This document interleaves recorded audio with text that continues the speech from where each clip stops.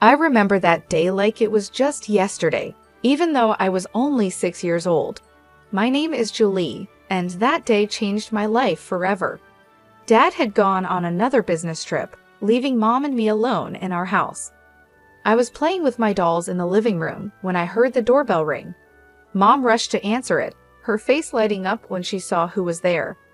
"Julie, honey, go to your room and play," she said, her voice shaking with excitement. I did as she asked, but curiosity got the better of me. I peeked around the corner and saw a tall man I didn't recognize. Mom was quickly packing clothes into a suitcase, moving faster than I had ever seen her move before.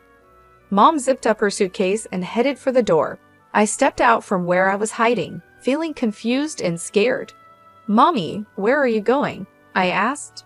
"I have to go away for a while, sweetie," she said, not quite looking me in the eyes. "Be a good girl for Daddy, okay?" And just like that, she was gone. No hug, no kiss goodbye, just the sound of a car engine starting and fading away. I stood there, staring at the closed door, waiting for her to come back, but she didn't. The house felt bigger and emptier than ever before. As night came, I grew more scared. I tried to turn on the lights, but I was too short to reach the switches. The darkness seemed to close in around me, and I started to cry. "Mommy, Daddy," I called out over and over, but no one came. I don't know how many days passed. I was hungry and thirsty, and the dark felt alive with monsters waiting to get me. I cried until I had no tears left, then huddled in a corner, shaking with fear. Finally, I heard voices outside. Our neighbor, Mrs. Jeremy, was talking to someone. "I've been hearing a child crying for days," she said. "I'm worried something might have happened." The door burst open, and suddenly the house was full of people, policemen, neighbors, and finally my dad. "Jen," he cried, scooping me up in his arms. "Oh God, Julie, I'm so sorry." I held onto him tightly, crying with relief. Over his shoulder, I saw a policeman holding a piece of paper.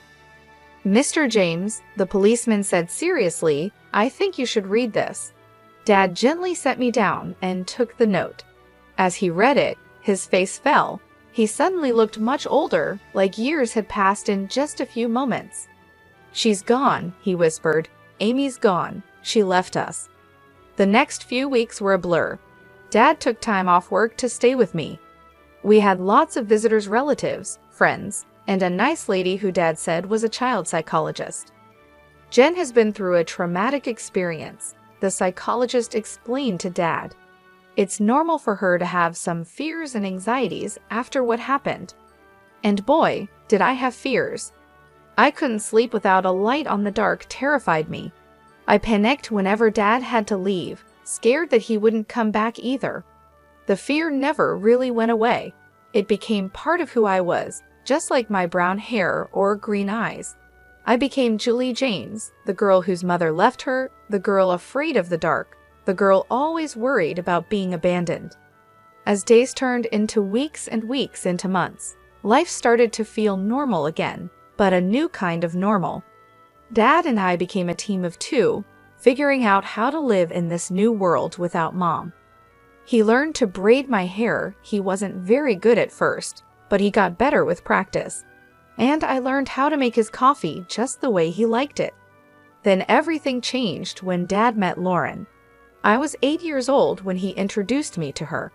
Lauren had kind eyes and a warm smile that made me feel comfortable right away. Over the next few weeks, Lauren became a regular part of our lives. She didn't try to replace my mom, which I appreciated more than I could say. Instead, she found her own place in our little family. One day, I overheard Dad talking to her on the phone. "I think it's time, Lauren. Will you move in with us?" Lauren moved in a week later. She didn't try to be my mom, but she became something just as important, a friend. She helped me with my homework, braided my hair much better than Dad ever could, and always made sure there was a nightlight in my room. As the years passed, other things changed too. Dad's company became successful, and suddenly we were moving to a big new house in a fancy neighborhood. I got my own room with a walk-in closet and a view of the backyard pool. But some things didn't change. I still slept with a nightlight. I still worried every time Dad went on a business trip, and sometimes late at night, I'd see him looking at old photos of Mom. My 11th birthday started like any other day. I woke up to the smell of pancakes, Lauren's special birthday treat for me. Dad was home from work, and we were planning a small party later. Everything seemed perfect. Then the doorbell rang. As I walked into the living room, I froze. Standing there, looking older but unmistakable, was my mother. Next to her was a little girl, about 6 years old, holding a teddy bear and looking around with wide eyes. "Amy," Dad said, his voice tight. "What are you doing here?" Mom took a deep breath. "Larry, I am so sorry for everything. I know I have no right to be here, but..." She gestured to the little girl. "This is Maria. She's your daughter." The room went silent. I felt like I couldn't breathe. Dad's face showed a mix of emotions: shock, anger, disbelief, and then something else. "My daughter?" he repeated. Mom nodded. "I was pregnant when I left. I didn't know then. I swear, Larry, I've made so many mistakes. I'm not asking you to forgive me, but Maria, she deserves to know her father." I watched as Dad knelt down to the little girl's level. "Hi, Maria," he said softly. "I'm your dad." Maria looked up at him shyly. "Hi," she whispered. As Dad talked to Maria, I noticed Lauren standing in the doorway, her face pale. She turned and walked away quickly. I wanted to follow her, but I felt stuck, unable to move. The next few hours were a blur: lots of adult conversations I wasn't supposed to hear, raised voices, and tears. I hid in my room, hugging my knees to my chest, trying to make sense of it all. Later that evening, Dad came to talk to me. "Julie," he said, sitting on the edge of my bed, "I know this is a lot to take in. Your mom, she's made some big mistakes. But Maria, she's innocent in all this. She's your sister. I've decided to give your mom another chance, for Maria's sake." The next day, I watched from my window as Lauren packed her car. She looked up and saw me watching, with tears in her eyes. She waved goodbye. I waved back, feeling like a part of me was leaving with her. Mom and Maria moved in that same day. Maria took the guest room, and Mom took her old place in Dad's room. It felt wrong, like she was erasing the last 6 years as if they never happened. The years that followed were complicated. Mom was back, but it wasn't the happy family reunion I had hoped for. When I was younger, I might have dreamed about having a close relationship with my mom, but it never really happened. She adored Maria, giving her all the attention and love. But with me, there was always a distance, a feeling of awkwardness that never went away. Maria was just a kid. She didn't ask to be part of this complicated situation. I tried not to be resentful, but it was tough, especially when I saw how easily she fit into Mom and Dad's life in a way I never seemed to. By the time I turned 19, I was more than ready to leave for college. I decided to study zoology because animals were always easier for me to understand than people. They didn't judge, they didn't have complicated emotions, and they didn't come with messy family histories. They just were. The day I left for college was bittersweet. Dad hugged me tightly, his eyes misty. "I'm so proud of you, Julie," he said. "You're going to do great things." Mom gave me an awkward pat on the shoulder and said, "Good luck," but her smile didn't quite reach her eyes. Maria, now 14, rolled her eyes and muttered, "Finally, I get my own room." I pretended not to hear her and focused on Dad's warm embrace. College was a relief. For the first time, I was away from the tension at home and the constant reminder of my complicated family situation. I threw myself into my studies, finding peace in the world of animals and nature. But even though I did well in school, I struggled socially. Years of feeling like an outsider in my own family had left a mark. I was quiet, reserved, and always afraid of getting too close to people. What if they left, like Mom had? What if they replaced me, like Maria seemed to have done? Instead, I found comfort at the small zoo on campus, where I volunteered in my spare time, caring for the animals. There was a particularly grumpy old llama named Larry who became my favorite. He didn't like most people, but he seemed to tolerate me. The years at college went by quickly, and before I knew it, I was graduating. As I stood in my cap and gown, diploma in hand, I scanned the crowd. Dad was there, beaming with pride. Mom and Maria were there too, clapping politely. "Congratulations, Julie," Mom said stiffly. "Your father and I have been talking, and, well, we think it's time you started looking for your own place. You know, spread your wings." I felt like I had been punched in the stomach. I looked at Dad, hoping he would disagree with Mom, but he just looked away, his face full of pain. "Right," I said, trying to keep my voice steady. "Of course, I'll start looking right away." The days after my graduation were tense. I was back in my childhood home, but it didn't feel welcoming at all. Dad tried his best to make me feel comfortable, but Mom and Maria made it clear that I was not wanted there. "Julie, have you started looking for jobs yet?" Mom would ask during breakfast, her tone pretending to be sweet. "You know, it's important to get your foot in the door early," Maria would add, with a smirk. "Yeah, and maybe you could find your own place too. It's getting kind of cramped around here." Nights were the hardest. I still needed my nightlight to sleep, something Maria didn't miss. One evening, as I was getting ready for bed, she barged into my room. "Seriously?" she scoffed, pointing at my nightlight. "You're 23, and you still need that? No wonder you don't have any friends." I felt my cheeks burn with shame. "Leave me alone, Maria," I muttered, but she wasn't finished. The next day at dinner, she brought it up again, this time in front of everyone. "Hey, Mom, Dad," she said, her voice dripping with fake concern. "Don't you think Julie should see a therapist or something? I mean, she's an adult who's afraid of the dark and can't make friends. That's not normal, right?" Something inside me snapped. Years of bottled-up hurt and anger burst out. "You want to know why I'm like this, Maria?" I said, my voice shaking. "It's because when I was 6, my mother left me alone in a dark, empty house for days. Do you have any idea what that does to a child?" The table went silent. Dad stared down at his plate, his face full of guilt and pain. Mom's eyes widened in shock, and then quickly filled with tears. "How dare you?" she cried, her voice rising dramatically. "How can you be so cruel and vindictive? I've tried so hard to make amends, to be a family again, and this is how you repay me?" As Mom continued her tearful rant and Maria smirked triumphantly, I realized something: I couldn't live here anymore. This wasn't my home, and these people, they weren't my family, not really. From that day on, I threw myself into job hunting with new determination. Finally, a glimmer of hope, I had an interview scheduled at a small wildlife rehabilitation center. It wasn't glamorous, but it was a start. I left the house that morning feeling cautiously optimistic. But when I arrived, I found a hastily scribbled note on the door.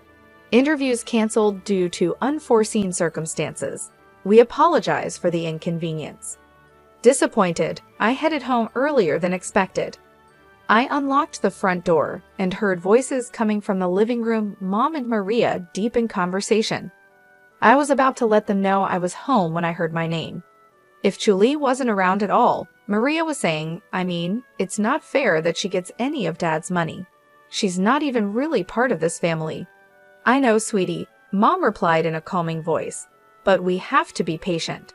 Once she moves out, it'll be easier to convince your father to change his will. We just need to keep pushing her to leave." It felt like a bucket of ice water had been poured over me. They didn't just want me out of the house, they wanted me out of the family entirely. And they were after my inheritance too. I sat on my bed, my mind racing. What should I do? Should I tell Dad? But would he believe me over Mom and Maria? He had forgiven Mom for leaving us before, and he loved them both. Maybe he'd take their side. My first bit of luck came when I saw a job posting for the Oklahoma City Zoo. They needed a zoologist to help with their wildlife rehabilitation program. It wasn't a fancy job, but it was exactly what I had been trained for. I sent in my application right away, and to my surprise and happiness, I got called in for an interview. On the day of the interview, I stood in front of the zoo's main gate, taking deep breaths to calm my nerves. The interview went better than I could have imagined. The head zoologist, Dr. Frank, seemed impressed with my knowledge and passion. "You've got the job, Julie," she said with a warm smile. "Welcome to the team." I could have cried with relief. Finally, something was going right. Working at the zoo was everything I'd hoped for and more. I spent my days caring for injured wildlife, educating visitors about conservation, and even helping with research projects. In the evenings, I'd return to my tiny apartment, which I was able to rent with the money I saved. To combat the loneliness, I started joining online forums for animal lovers and people with similar interests. That's where I met Scott. Scott was from the same city, shared my love for animals, and had a great sense of humor that made me laugh even on my toughest days. We started chatting regularly, sharing stories about our day, and discussing everything from the latest conservation efforts to our favorite books. One day, Scott suggested we exchange photos. With trembling hands, I sent him a recent picture of me at the zoo. He replied with a photo of himself. He had kind eyes and a warm smile that made my heart skip a beat. But as much as I enjoyed our conversations, the idea of meeting in person or even admitting my growing feelings scared me. What if he rejected me once he got to know the real me? What if he left, just like Mom did? Around this time, I started talking with Hannah, a girl I met on a support forum for people with childhood trauma. She understood my fears in a way no one else had before. "You know what helps me?" Hannah wrote one day. "I write emails to the people I can't talk to in real life. I pour out everything I'm feeling, all the things I wish I could say, but I don't send them. I just save them as drafts. It's really healing." Taking Hannah's advice, I started writing emails to Dad. In them, I told him everything: how I overheard Mom and Maria's conversation, how hurt I was that he didn't seem to notice me anymore, and how I felt like an outsider in my own family. I also started writing to Scott. In these emails, I allowed myself to be vulnerable in a way I couldn't be in our chats. "Scott," I wrote, "I think I'm falling for you, but I'm scared. I'm scared of letting anyone get close to me. I'm scared of being hurt again." These emails, too, remained unsent, my feelings safely tucked away in my drafts folder. Dad would call occasionally, his voice a mix of concern and confusion. "Julie, honey," he'd say, "why don't you come over for dinner this weekend? We miss you." Each time, I'd come up with an excuse. "Sorry, Dad, I've got a big project at work," or "I'm not feeling well this week. Maybe next time." Then, one Thursday afternoon, I was at the mall picking up some essentials when I heard a familiar voice call my name. "Julie, is that you?" I turned around, and there she was, Lauren, my former stepmother. She looked older, but her kind eyes were just the same. Before I knew it, we were hugging, years of separation melting away in an instant. That's when I noticed a young boy standing beside her, looking up at us curiously. "This is my nephew Justin," Lauren explained, ruffling the boy's hair affectionately. "I'm raising him now," Lauren explained, her voice soft. "My sister passed away last year." Over coffee, Lauren filled me in on her life after she and Dad split up. She had been on her own until her sister's death left Justin in her care. After that, we started meeting regularly, sometimes just the two of us, sometimes with Justin. One day, Lauren called and urgently asked me to look after Justin for the evening. Justin arrived at my apartment, backpack in tow. As I prepared dinner in my tiny kitchen, I could hear him tapping away on my laptop in the living room. I told him he could play games if he finished his homework. When I came out of the kitchen with 2 plates of spaghetti, I found Justin looking guilty, his face pale. "Julie," he said, his voice trembling, "I did something bad. I was curious, and I saw these emails in your drafts folder, and I sent them. All of them. I'm so sorry." The world seemed to spin around me. Those emails, my private thoughts, my deepest feelings, had been sent out into the world. To Dad, to Scott, I felt like I couldn't breathe. That night, after Justin left, I lay in bed, my mind racing. What would Dad think? And Scott, oh God, Scott. My phone pinged with a message notification. It was from Scott, but I couldn't bring myself to read it. What if he was disgusted by my feelings? What if he never wanted to speak to me again? I barely slept that night, tossing and turning, imagining all the worst-case scenarios.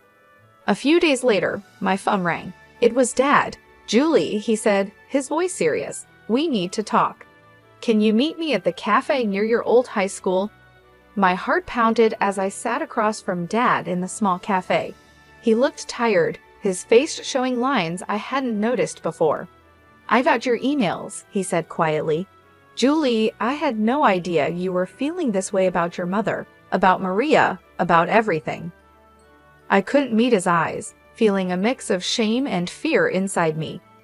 "Julie, look at me," Dad said, his voice gentle but firm. I looked up, surprised to see tears in his eyes. "I love you more than anything in this world. I'm so sorry I made you feel like you weren't important to me. That was never, ever my intention." We talked for hours, really talked, in a way we hadn't in years. We talked about Mom's return, about Maria, and about how I had felt pushed aside and forgotten. Dad really listened, occasionally wiping away a tear. Finally, he stood up. "I need some time to process all this," he said, "but Julie, we're going to figure this out, you and me." As I watched him walk away, I felt a mix of relief and nervousness. What was going to happen now? But I didn't have much time to think about it because my phone rang again. It was Scott. "Julie," he said, his voice warm but a little nervous, "I got your email, and I feel the same way. I've been too scared to say it, but I really like you. Would you like to meet for coffee?" My heart soared. "Yes," I said, surprised by how steady my voice was. "I'd love to." The next day, I met Scott at a small coffee shop. He was even more handsome in person, with a kind smile that put me at ease right away. We talked for hours about our fears, dreams, and pasts. For the first time in years, I felt truly seen and understood. As the autumn leaves began to fall, my phone rang one crisp morning. It was Dad. "Julie," he said, his voice warm, but with something serious underneath, "I'd like you to come to Thanksgiving dinner. It's important to me that you're there." Something in his tone made me agree. Thanksgiving Day arrived, and I stood on the doorstep of my childhood home, my heart pounding. Scott had offered to come with me for support, but I felt this was something I needed to face on my own. Mom opened the door, her smile not quite reaching her eyes. "Julie, how nice of you to join us." Maria, lounging on the couch, barely looked up from her phone. "Oh, you came." Dad emerged from the kitchen and hugged me warmly. "I'm glad you're here, sweetheart," he whispered. As we sat down to dinner, the tension was thick. Mom and Maria exchanged glances, their smiles forced and fake, but Dad seemed unusually calm. Just as Mom started to serve the Oklahoma, Dad cleared his throat. "Before we begin, there's something we need to discuss." He reached down beside his chair and pulled out a thick manila folder. Dad began laying out documents on the table. "Amy, Maria," he said, "I've known for a while that something wasn't right, so I did some investigating." He held up a bank statement. "First, I discovered regular withdrawals from our accounts, that I didn't make quite substantial amounts, in fact." Mom's face turned pale, and Maria suddenly found her plate very interesting. Dad continued, pulling out another document. "I also hired a private investigator, Amy. He provided photographic evidence of your meetings with a certain gentleman at the Oklahoma City hotel." Mom gasped, her hand flying to her mouth. "Larry, I could explain," but Dad wasn't finished. He pulled out one final document, his hand shaking slightly. "I had a DNA test done," Dad said quietly. "Maria isn't my biological daughter." The room went silent. Maria's phone slipped from her hands and clattered to the floor. Mom looked like she might faint. "I've already spoken to my lawyer," Dad continued, his voice steady even though his eyes showed emotion. "Amy, I'm filing for divorce. and I'm afraid I'll have to ask both you and Maria to leave this house." Mom found her voice, anger replacing her shock. "You can't do this. I'll take you for everything you've got." Dad's expression hardened. "Actually, Amy, you won't. If you try to claim any property, I'll countersue and demand repayment of all the money you've taken, plus what I've spent raising Maria. My lawyer assures me I have a very strong case." Tears streamed down Mom's face as she realized the seriousness of the situation. Maria sat in stunned silence, her world falling apart around her. In the days that followed, Mom and Maria moved out. Dad and I began to rebuild our relationship, stronger than ever before. We started having weekly dinners, long talks, and even began planning a father-daughter road trip. One day over coffee, Dad hesitantly brought up Lauren. "I've been thinking a lot about the past," he said, "about the mistakes I made. I reached out to Lauren to apologize. We've been meeting for coffee, talking things through." I smiled, genuinely happy for him. "That's wonderful, Dad. Lauren is an amazing woman." As for me, things with Scott were going better than I could have ever imagined. He was patient, kind, and understood my fears and insecurities. With his support, I was even starting to work through my issues in therapy.